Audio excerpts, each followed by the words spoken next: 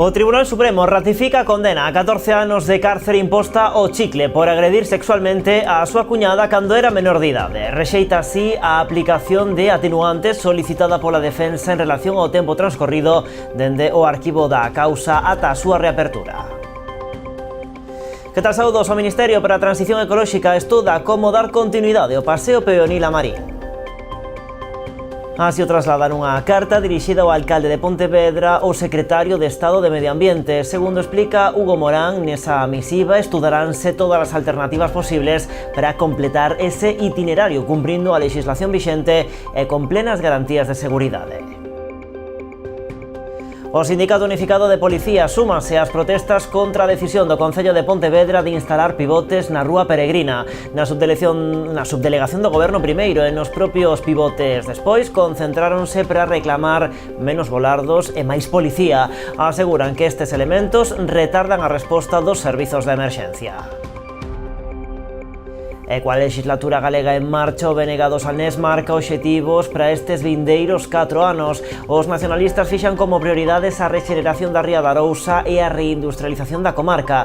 Tamén varias cuestións sociais como a mellora da atención primaria ou a compra do asilo de Cambados para convertelo na primeira residencia pública do Salnés.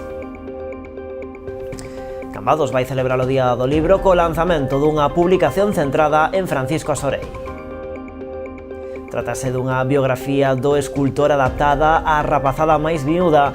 Vaise lanzar unha tirada de 2000 exemplares. Repartirase polos colexios e tamén se poderá recoller na biblioteca. Nese mesmo espazo, tamén coincidindo co Día do Libro, a veciñanza poderá levar para casa libros relacionados coa historia da vila. E Ribeira conmemorará neste caso o Día Internacional da Danza cunha clase de ritmo aberto ao público. Será este vindeiro domingo no Malecón. Bailes en parella como paso dobre ou rumba combinados con outras disciplinas de line dance ou swing ou incluso bachata compoñen este programa. Daránse cita preto de 80 bailaríns. Son algúns dos asuntos que imos tratar de contar aquí nas Novas do Día. Comezamos.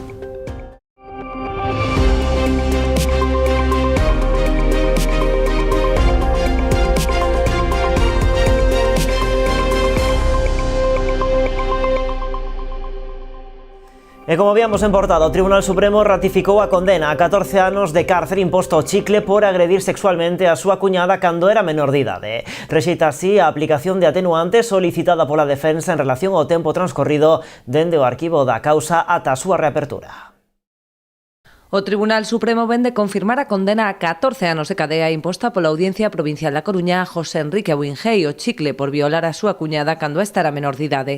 Rexeita así o recurso da defensa que solicitaba o atenuante de cuasi prescripción polo tempo transcorrido entre o arquivo da causa en 2005 ata que se decretou a súa reapertura no 2018.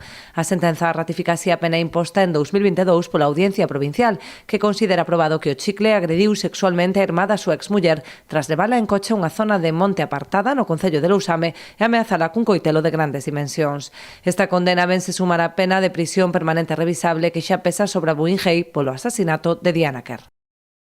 Unha conductora do Barbanza terá que facer fronte a varios delitos contra a seguridade viaria ao ser sorprendida 2 veces circulando sen permiso. A segunda delas aconteceu tan só uns minutos despois de comparecer ante o xulgado pola causa anterior, cando os axentes do Destacamento de Tráfico de Santiago, especializados na detección de conductores de risco, tentaron interceptala. A muller deuse á fuga e abandonou o vehículo para seguir a fuxida a pé.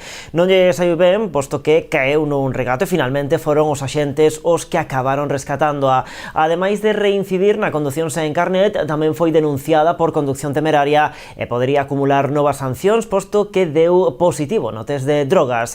A muller de 23 anos enfróntase a penas de prisión de ata 6 meses.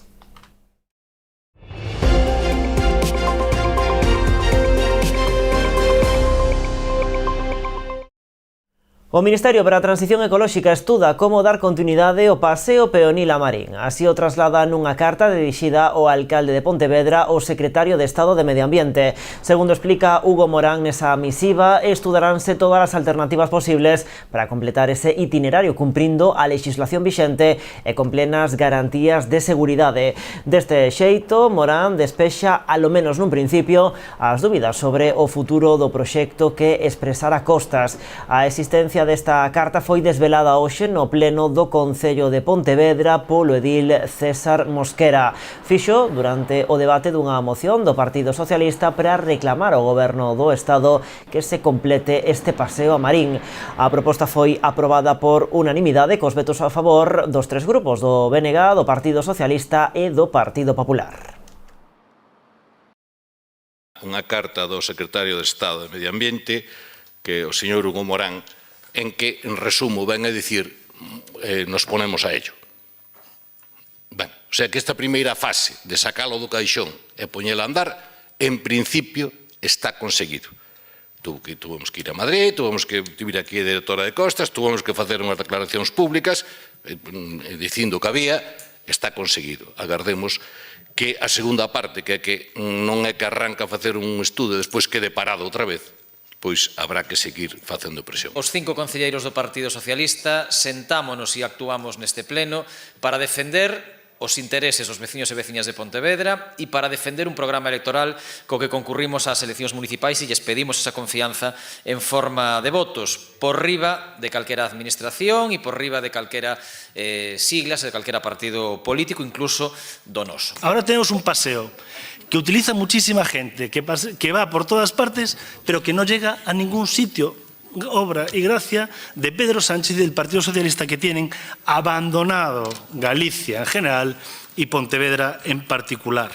De verdad que no se puede entender que no se haya terminado esa obra tan importante desde el Gobierno central para Pontevedra, sin entender que realmente hay una idea de que ese dinero probablemente se cogió y se llevó a otro lugar. No vamos a decir dónde, pero podemos intuirlo todos. Desde luego, Pontevedra sí que está abandonado año tras año desde que el Partido Socialista de Pedro Sánchez está en el Gobierno. E o Sindicato Unificado de Policía súmase ás protestas contra a decisión do Concello de Pontevedra de instalar pivotes na Rúa Peregrina. Na subdelegación do Goberno primeiro e nos propios pivotes despois concentráronse para reclamar menos volardos e máis policía. Aseguran que estes elementos retardan a resposta dos servizos de emerxencia. Tamén trasladaron a súa protesta ao pleno municipal que esta mañá se celebraba no Teatro Principal.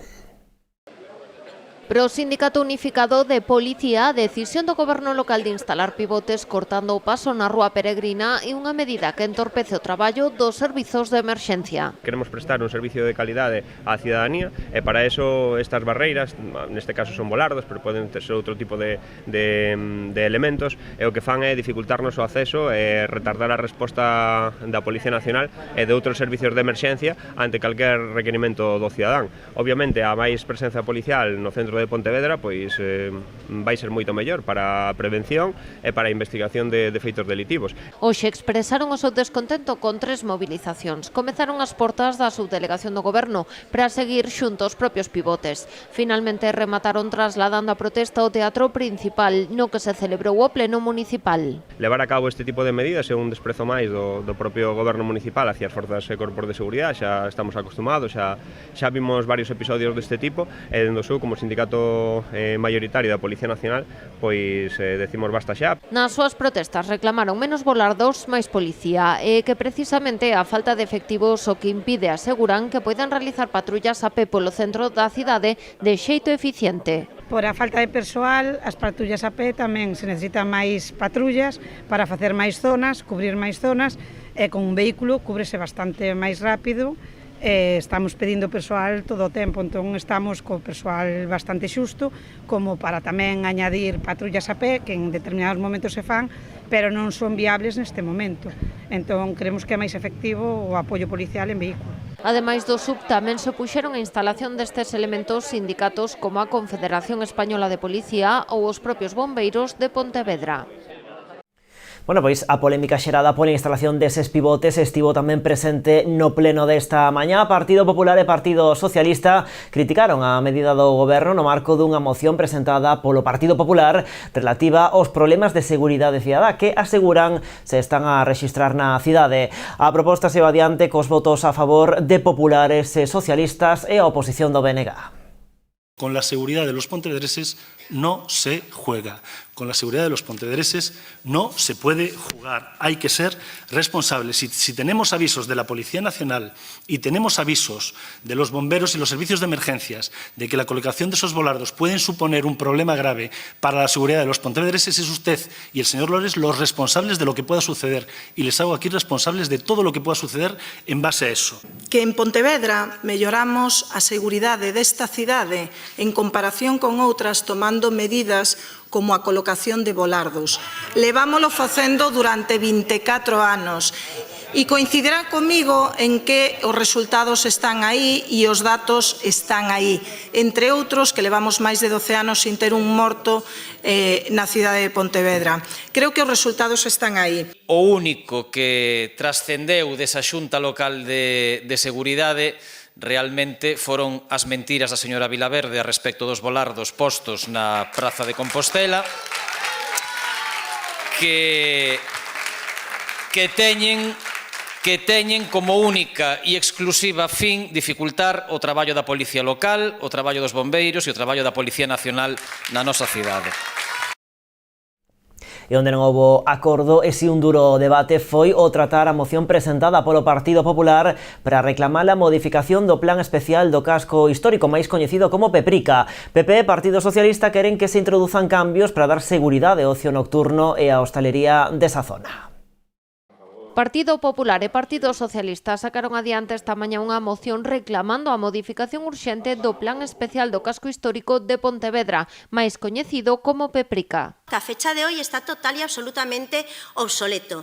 En el casco histórico nos encontramos no solo con multitud de locales cerrados, sino también con edificios total y absolutamente abandonados. Edificios de gran abolengo que no han sido rehabilitados precisamente por la gran aplicación restrictiva, aquí traigo diferentes imágenes, por la aplicación restrictiva del Peprica. Foi o PP quen levou a cuestión ao pleno. O Partido Socialista plantexou dúas emendas que foron aceptadas polos populares. O que buscan, aseguran, é conseguir un equilibrio entre a actividade hostaleira e o dereito dos veciños da zona a descansar. Protexer o centro histórico como zona residencial, como zona de vivenda na que desexamos que siga sendo habitable, evidentemente, ao mesmo tempo que se pode desenvolver unha actividade hosteleira e comercial controlada que tamén son desexables para o centro histórico na medida na que aportan seguridade e na que aportan futuro económico a esta cidade. Pero os argumentos de populares e socialistas non convenceron o BNG. O Goberno defende a utilidade do Peprica que permitiu rescatar a zona bella da situación de degradación na que se atopaba hai 25 anos. O concelleiro César Mosquera asegurou ademais que modificar a norma non solucionaría os problemas que afrontan algúns locais de ocio nocturno do casco histórico, derivados de normativas alleas ao plan municipal. Este é un problema da hostelería, non da hostelería en xeral ni na nocturna, senón da hostelería que se desmandou. Exactamente, vamos a contalo aí. A única decisión que se tomaron dentro do Peprica de iniciativa municipal foi declarar a zona saturada de locales de hostelería nocturna, porque se interpretou daquela que había máis que suficientes, e seguimos entendendo que máis que suficientes. Un grupo de representantes veciñais seguiu o debate dende o patio de butacas do teatro. Antes de que o Partido Popular presentara a súa moción, puxéronse en pé para reclamar que non se toque o Peprica. Camados conmemora o Día do Libro co lanzamento dunha nova publicación destinada á rapazada centrada na figura do escultor Francisco Asorei. Ampliamos despois da publicidade.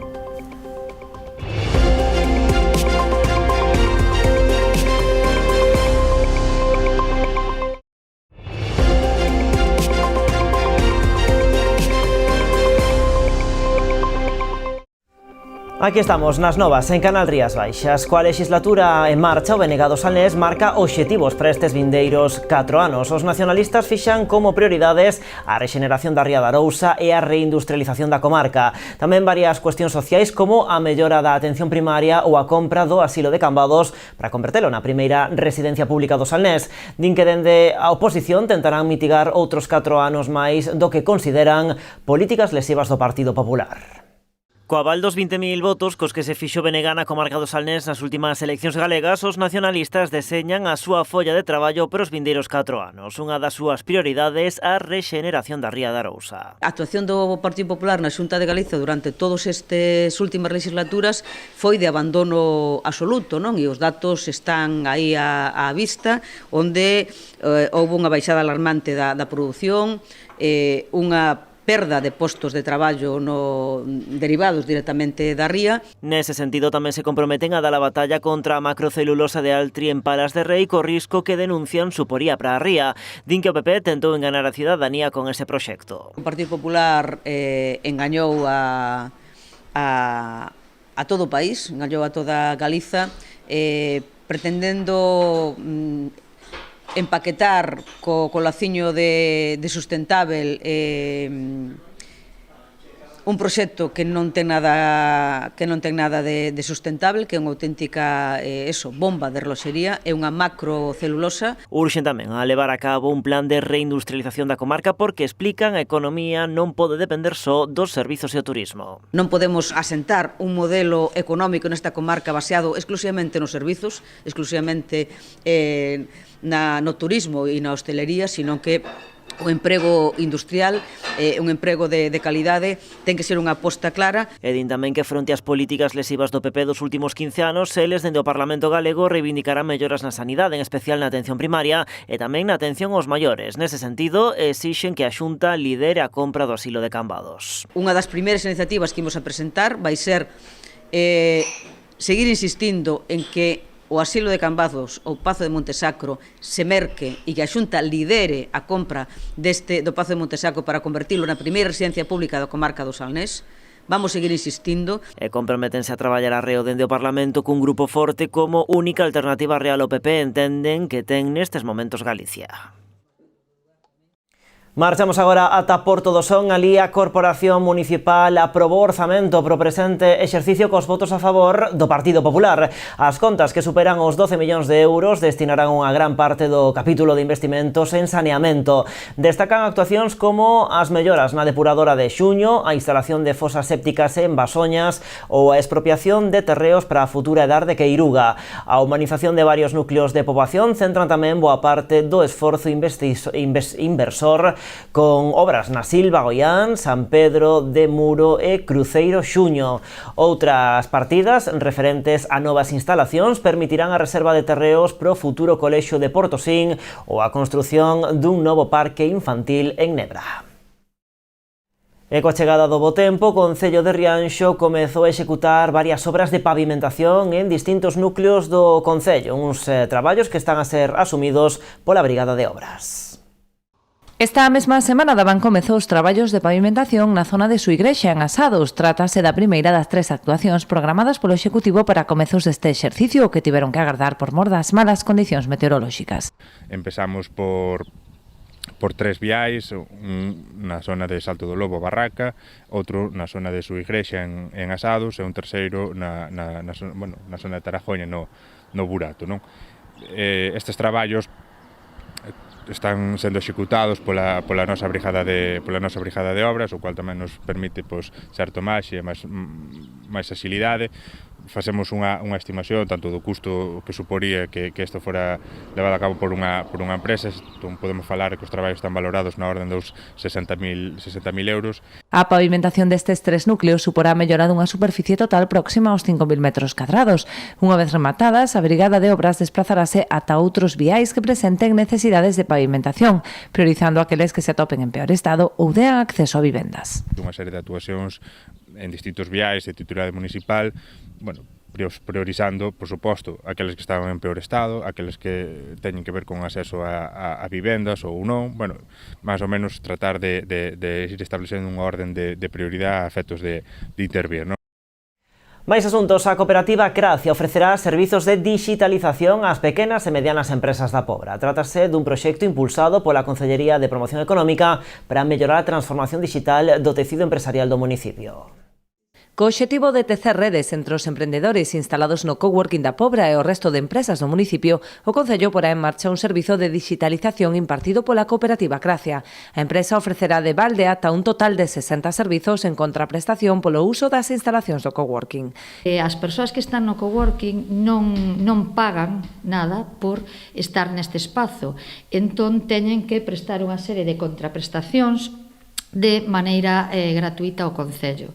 Dende a Concellaría de Promoción Económica decidimos que desta vez pois a contraprestación fora para as empresas, para pequenas empresas do noso Concello, comercios, bares, restaurantes, inmobiliarias, pequenas empresas. Por o momento xa hai 9 empresas inscritas, pero o obxectivo do Concello é incrementar ese número, polo que o próximo día 24 desenvolveránse 2 xuntanzas informativas para dar a coñecer os servizos dispoñibles. Servizos que pasan dende auditorías webs, onde se analizará o seu tráfico e mellorará a súa posición en Google. Despois, redes sociais, onde melloraremos o seu posicionamento tanto en Instagram como en Facebook, así como a calidade do seu feed, a calidade da súa comunidade e das publicacións que farán chegar a máis xente da redonda.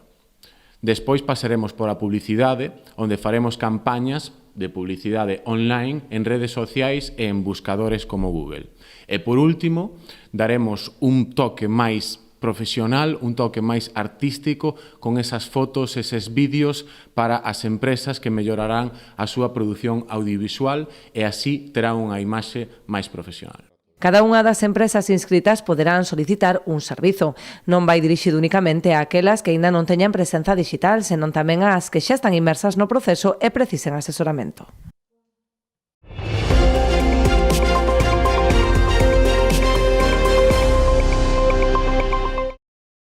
Cambados vai celebrar o Día do Libro co lanzamento dunha nova publicación centrada en Francisco Asorei. Trátase dunha biografía do escultor adaptada á rapazada máis miúda. A través de ilustracións faise un percorrido pola súa traxectoria, así como o seu legado.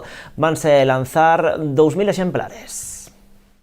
Cambados segue celebrando o ano Asorei. Desta volta aproveita a conmemoración do Día do Libro para lanzar unha publicación centrada na vida do escultor. Está pensada para a rapazada máis cativa. Digamos para a primeira idade lectora ou ben para ser lido, non?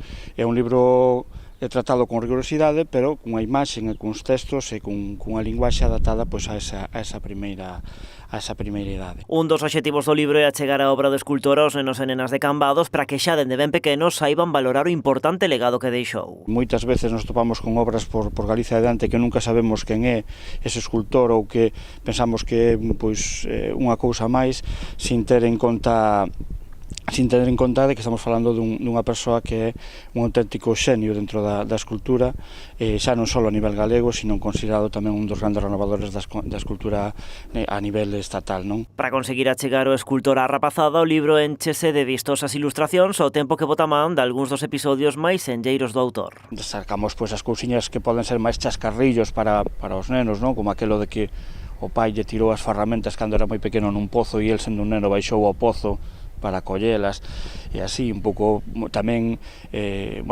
dibuixos cercanos da zona de Cambados, da súa vida, pero tamén facer fincapé na súa formación tanto en Baracaldo como en Sarriá. Deste libro fíxose unha tirada de 2000 exemplares, vaise repartir polos colexios e tamén se poderá recoller a partir deste martes na biblioteca. Nese mesmo espazo, tamén coincidindo co Día do Libro, a veciñanza poderá levar para casa libros relacionados coa historia de Cambados. Cada quen podrá elixir un deses libros, un pouco incitando a xente a que vaya pola biblioteca, a que consuma libros e, estes son de regalo, pero tamén animo a que calquer veciño ou veciña se acerque mañán en un día como outro calquera, pero sendo señalado a unha librería de Cambados, merque un libro e disfrute da lectura. Ademais das publicacións que están relacionadas con Asorei, mañá estarán a disposición dos usuarios da biblioteca libros sobre Plácido Castro, Filomena, Ramón Cabanillas ou a última edición do Premio Mar de Letras do Instituto Asorei. Ribeira vai conmemorar, neste caso, Día Internacional da Danza cunha clase de ritmo aberta ao público. Será este vindeiro domingo a partir das 6 da tarde no Malecón. Preto de 80 bailaríns daránse cita este domingo en Ribeira para participar na clase aberta impartida polo Taller Alecrín co fin de conmemorar o Día Internacional da Danza. O Día da Danza é o 29 de abril, el propúxeme unha pequena actividade para facer o domingo 28, e a actividade vaise facer aquí no Malecón, nas inmediacións do Malecón, se non chove, senón pois tamén está reservada a carpa, será ás 6 da tarde, e agora el pois nos comentará un poquinho máis concretando en que consistirá a actividade. Bailes en parella como paso doble ou rumba combinados con coreografías de line dance como swing ou bachata compoñen o programa desta proposta, na que o ritmo será o fío condutor. Vamos a facer unha clase aberta, vale? Unha clase aberta na que van participar obviamente os nosos socios ou a xente que está vindo os nosos obradoiros, pero vamos a teatralizar un pouquiño, é dicir, a idea sería que fora algo máis educativo, que a xente entendera un pouco cal é a nosa dimensión cando nos poñemos ao frente ofertando uns obradoiros, vale? Entón vai a levar pois unha serie de propostas de coreografías, vale? Interrumpidas por pequenas explicacións, non quero desvelar moito porque ten un certo nivel de sorpresa tamén, e participación da xente de fora, é dicir, que ao final vamos a invitar ao público tamén a que participe con nós nesa montaxe e nesas coreografías. A actividade dará comezo ás 6 da tarde e durará ao redor dunha hora, na que ademais do programa previsto verá algunha que outra sorpresa. Os organizadores animan ao público asistente a sumarse á clase, posto que non se trata dunha exhibición, senón dun acto aberto e participativo. O Taller Alecrín leva máis de 40 anos promocionando a danza con obradoiros en 5 concellos.